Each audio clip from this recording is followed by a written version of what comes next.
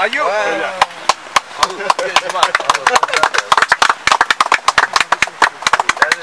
Je n'ai pas fait intéressé pour prendre la relève.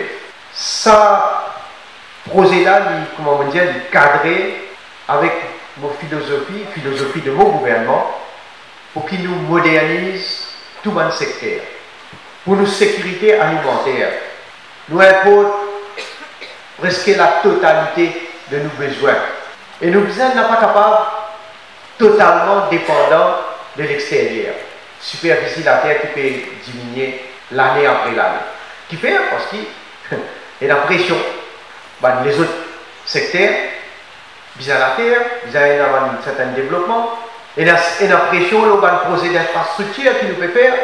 Le ministre peut travailler dans un projet de loi pour les produits chimiques, pesticides d'utilisation. Qui utilisation de plus en plus de produits chimiques, il apporte une dégradation à la terre. Et donc, ils ont envie de gagner un profit bien vite. Ils n'ont pas respecté les normes qui visent.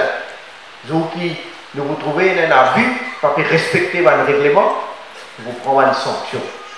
Nous faisons lead by example. Vous voyez, il y a du monde causé. Et là, nous rencontrons des affaires plus choquantes. Quand nous trouvons du monde qui causait, qui écrit, donne des leçons. Quand ces leçons je donnais, je dis où moralité, où immoral, où c'est ci, où c'est là. Mais pourquoi je ne vais pas dire dedans, ce qu'on appelle dans la glace. Et là, vous trouvez là, qu'est-ce qu'il faut dire là? Là, qu'est-ce qu'il faut dire? Vous pouvez faire complot contre eux. Vous pouvez faire complot contre eux. De vous trouver. Et vous utilisez. Et vous trouvez la différence. La cause, ça qui me dit moi, quand vous causez. Vous causez. Mais mon frère, c'est qui m'a causé moi.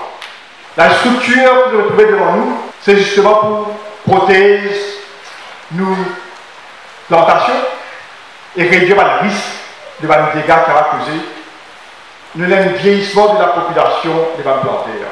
Et si nous ne faisons pas rien, nous retrouvons dans l'avenir avec la disparition des vannes plantaires et nous finissons justement avec un scheme pour nous cibler un jeune gradué, pour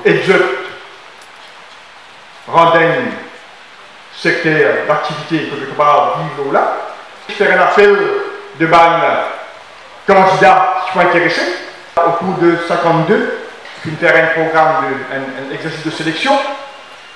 Et à partir de là, nous sélectons 10 candidats. Nous faisons la formation qui vise, une formation bien ciblée, qui met en place par pareil. Donc aujourd'hui, nous faisons une dépense autour de 20 millions de roupies pour mettre l'infrastructure qui vise. C'est-à-dire nous commençons avec haricots et choux rouges et ensuite nous pouvons avoir un plan filant plus dans sa région plein maillon là du côté filant plus fait bien et ça il y a une culture protégée veut dire pour insect proof. Ça c'est le gouvernement met un scheme pour les jeunes surtout pour les gradués pour inviter les jeunes à l'agriculture, comment nous dire nos agriculture, nos food. Et ça peut permettre nous à atteindre la self-sufficiency de nos pays. C'est-à-dire c'est un travail de 2 ans de cela. Et en janvier, nous recevons nos sheltered farming.